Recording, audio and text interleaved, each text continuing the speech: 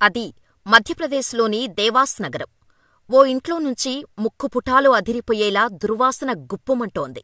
ఇరుగు పొరుగువారు ఇంటి యజమానికి ఫోన్ చేసి చెప్పారు. ఏ ఎలుకో పిల్లో చనిపోయి ఉంటుందని అనుకున్న ఆ ఇంటి ఓనర్ వచ్చి రూమ్ మొత్తం వెతికించారు. ఎలుక కానీ పిల్లి మృతదేహం కానీ దొరకలేదు. కాని ఫ్రిడ్జ్ దగ్గర నుంచే ఈ స్మెల్ వస్తుందని గుర్తించాడు.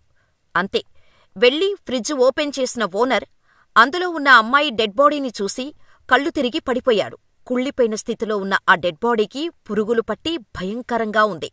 ఇది చూడగానే పోలీసులు సైతం జడుసుకున్నారు. ఇంతకీ ఆ డెడ్ బాడీ ఎవరిది? గంటల వ్యవధిలోనే కేసును ఎలా ఛేదించారు? Watch the story. అది జూన్ 2023 మధ్యప్రదేశ్ రాష్ట్రం దేవాస్ నగరంలోని బృందావన్ ధామ్ కాలనీ.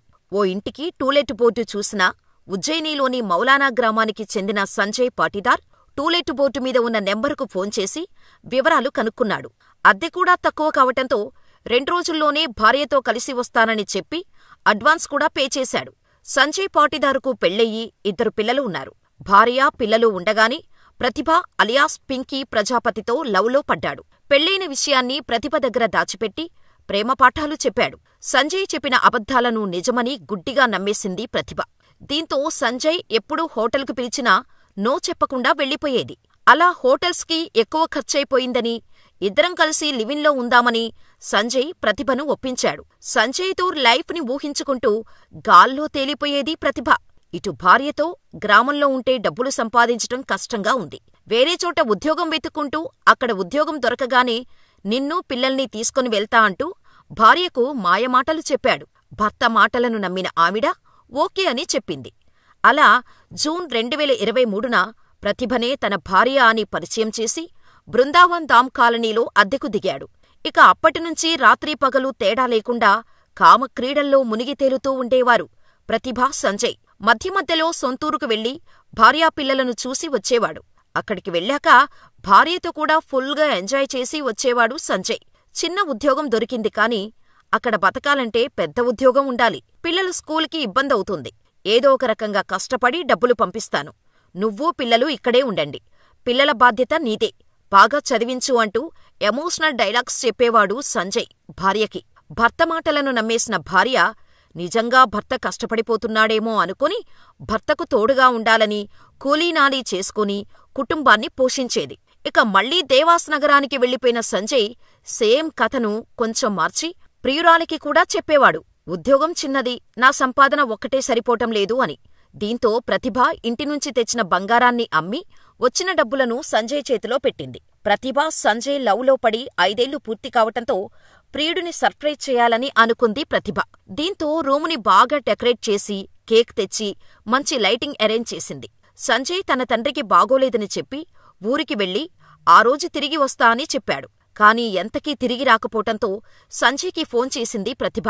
అప్పుడే సంజయ్ కొడుకు ఫోన్లో గేమ్ ఆడుతుండగా రింగయింది. లిఫ్ట్ చేసి, డాడీ, మమ్మీ బయటకు వెళ్లారు. మీరెవరో చెప్పండి, డాడీ వచ్చాక చెబుతా అన్నాడు. ఆ మాటలు విని షాకైంది ప్రతిభ. కొంతసేపటి తర్వాత సంజయ్కి ఫోన్ చేసినా తన కొడుకు ఫోన్ లిఫ్ట్ చేసిన మాట చెప్పకుండా ఎప్పుడు తిరిగి వస్తావ్ అని అడిగింది ప్రతిభ. 2 రోజుల్లో తిరిగి వచ్చేస్తా, నువ్వు కంగారు పడకు అని చెప్పాడు సంజయ్. చెప్పినట్టే 2 రోజుల తర్వాత వచ్చిన సంజయ్తో చాలా ప్రేమగా మాట్లాడింది. ఆ తర్వాత భార్య, పిల్లలు ఎలా ఉన్నారు అని అడిగింది. ప్రతిభ నుంచి ఆ క్వశ్చన్ రాగానే షాకయ్యాడు సంజయ్. ఎవరి భార్య, ఎవరి పిల్లలు అంటూ బుకాయించే ప్రయత్నం చేశాడు కాని ప్రతిభకు మొత్తం తెలిసిపోవటంతో ఏం చెయ్యలేకపోయాడు. 5 ఏళ్లు నన్ను పిచ్చిదాన్ని చేశావు, పెళ్లి కాలేదని అబద్ధాలు చెప్పావు, 2 పిల్లలు ఉన్నారని దాచిపెట్టావు అంటూ గట్టిగట్టిగా అరుస్తూ గొడవపడింది ప్రతిభ. జరిగిందేదో జరిగిపోయింది. నన్ను పెళ్లి చేసుకో, లేదంటే పోలీసులకు విషయం మొత్తం చెప్పి కేసు పెడతా అని బెదిరించింది ప్రతిభ. ఏదో వాడుకొని వదిలేద్దామనుకుంటే పెళ్ళంటుందేంటి అనుకున్న సంజయ్ గొడవ ఆపటం కోసం సరే పెళ్లి చేసుకుంటా, నా వైఫ్కు కూడా ఈ విషయం చెప్పేస్తా అని నమ్మించాడు. అది నిజమే అనుకున్న ప్రతిభ మే నెలంతా చూసింది. కాని సంజయ్ నోటి నుంచి పెళ్లి అనే మాట మాత్రం రావటం లేదు. సంజయ్కు ఇదివరకే పెళ్ళయి 2 పిల్లలు ఉన్నారని తెలిసినప్పటినుంచి సంజయ్ని దూరం పెట్టింది. వేరువేరుగా పడుకోవటం మొదలుపెట్టింది. దీంతో సంజయ్ కామవాంఛ తీర్చుకోటానికి ప్రతి రాత్రి కల్లిబొల్లి మాటలన్నీ చెప్పేవాడు. తెల్లవారగానే శరా మామూలే అన్నట్టు ఉండేది. ఇక జూన్ 2024లో మరోసారి గొడవ పెట్టుకుంది ప్రతిభ. పెళ్లి చేసుకుంటే ప్రాబ్లం అవుతుందని అనుకున్న సంజయ్ తన ఫ్రెండ్ వినోద్కి ఈ విషయం చెప్పాడు. ప్రతిభను చంపేస్తాను. సాయం చేస్తావా అని వినోద్ని సాయమడిగాడు. అతను ఓకే చెప్పటంతో పక్కా ప్లాన్ రెడీ చేసుకున్నాడు సంజయ్.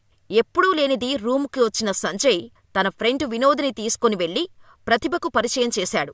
పెళ్లికి నేనే పెద్దగా ఉంటాను, నువ్వేం కంగారు పడకు, అంతా నేను సెట్ చేస్తాను అని వినోద్ ప్రతిభకు మాటిచ్చాడు. పాపం అదే ఆమె ఆఖరి రోజు అవుతుందని ప్రతిభ ఊహించి ఉండదు. ఇక ఆ రోజు రాత్రి ముగ్గురూ భోజనాలు చేసి కూర్చున్నాక మాట్లాడుతూ సంజయ్ ప్రతిభ వెనుకకు వెళ్లి నిలబడ్డాడు. వెంటనే వినోద్ ప్రతిభ కాళ్ళు చేతులు కదపకుండా పట్టుకుంటే సంజయ్ గొంతు కోసేశాడు. ప్రతిభ అరవకుండా నోటిని మూసివేశాడు సంజయ్. అలా ఆమె గిలగిలా కొట్టుకుంటూ అక్కడే ప్రాణాలు వదిలేసింది. ఇక కిందపడ్డ రక్తాన్ని పూర్తిగా తుడిచేశారు ఇద్దరూ కలిసి. డెడ్ బాడీ నుంచి బ్లడ్ మొత్తం పోయే వరకు వెయిట్ చేసి ఆ తర్వాత డెడ్ బాడీని ఫ్రిడ్జ్లో దాచిపెట్టారు. మృతదేహాన్ని బయటపడేయాలని అనుకున్నాడు కాని డెడ్ బాడీ దొరికితే విషయం తెలిసిపోతుందని ఇంట్లోని ఫ్రిడ్జ్లోనే ఉంచేశాడు. బాడీ స్మెల్ బయటకు రాకుండా ఉండేందుకు కూలింగ్ ఎక్కువగా పెట్టాడు. ఆ తర్వాత ఇల్లు ఖాళీ చేస్తున్నానని చెప్పి ఓనర్కి ఫోన్ చేశాడు. అలా సంజయ్ జూన్ 2024లో ఇల్లు ఖాళీ చేశాడు. కాని ఇంట్లోని 2 గదులు ఖాళీ చెయ్యలేదు. తాను కొన్ని వస్తువులు ఉంచుకున్నానని, తర్వాత వచ్చి తీసుకెళ్తానని ఇంటి యజమానికి చెప్పాడు. నెలనెలా అద్దె డబ్బును ఇండోర్లో ఉంటున్న ఓనర్కి ఆన్లైన్లో పంపించేవాడు. మధ్యమధ్యలో సామాన్లు తీసుకుని వెళ్లటానికి వస్తున్నట్టు వచ్చి డెడ్ బాడీ కంపోజ్ అయిందా, స్మెల్లొస్తోందా అని చెక్ చేయటానికి వచ్చి వెళ్లేవాడు. దాదాపు 8 నెలలు అద్దె టైం టు టైం ఇచ్చిన సంజయ్ సడన్ గా అద్దె ఇవ్వటం మానేశాడు. దీంతో ఓనర్ కోపంతో ఇంటి తలుపులు పగలగొట్టి కొన్ని సామాన్లను బయటపడేశాడు. ఈ క్రమంలో ఇంట్లో ఆన్లో ఉన్న ఫ్రిడ్జిని ఆఫ్ చేసి వెళ్లాడు ఓనర్. దీంతో మరుసటి రోజు ఆ గది నుంచి దుర్వాసన రావటంతో పక్కింటి వాళ్లు ఓనర్కు ఫోన్ చేసి చెప్పారు. ఎలుకో పిల్లో చనిపోయి ఉంటుందని అందరూ అనుకున్నారు. ఇక తీరా ఇంట్లో వెతికితే అటువంటిది ఏదీ కనిపించలేదు. అయితే ఫ్రిడ్జ్ నుంచే ఆ స్మెల్ వస్తోందని అర్థమైంది. దీంతో ఓనర్ వెళ్లి ఫ్రిడ్జ్ డోర్ని ఓపెన్ చేస్తే కుళ్ళిపోయిన స్టేజ్లో పురుగులు పట్టిన అమ్మాయి డెడ్ బాడీ కనిపించింది. అంతే, ఓనర్ గట్టిగా అరిచి కిందపడిపోయాడు. ఇక వెంటనే పోలీసులకు ఫోన్ చేసి చెప్పారు చుట్టుపక్కలవారు. పోలీసులు రావటంతో ఇన్వెస్టిగేషన్ మొదలుపెట్టడం చకచకా జరిగిపోయింది. ఇంట్లో ఉండేది సంజయ్ అని, 8 నెలల క్రితం ఇల్లు ఖాళీ చేశాడు కాని కొన్ని సామాన్లు వదిలేశాడు. వాటికోసం అద్దె చెల్లిస్తున్నాడు. కాని 2 నెలల నుంచి అద్దె ఇవ్వలేదు. అందుకే నిన్న వచ్చి సామాన్లు బయటపడేసి ఫ్రిడ్జ్ స్విచ్ ఆఫ్ చేశాను అని జరిగిందంతా చెప్పాడు ఓనర్. ఇక ఓనర్ నుంచి సంజయ్ డీటెయిల్స్ తీసుకొని మౌలానా గ్రామానికి వెళ్లారు. అక్కడే ఉన్న సంజయ్ని దేవాస్ నగర్కి తీసుకొచ్చారు. పోలీసులు ఇంటి వరకు వచ్చారంటే డెడ్ బాడీ విషయం తెలిసిపోయి ఉంటుందని మొత్తం జరిగింది చెప్పేశాడు. ఇక వినోద్, సంజయ్లను గంటల వ్యవధిలోనే అరెస్ట్ చేసి కోర్టులో సబ్మిట్ చేశారు పోలీసులు. మరి ఈ కేసులో తప్పు ఎవరిదని మీరనుకుంటున్నారో మాకు కామెంట్ చేయండి.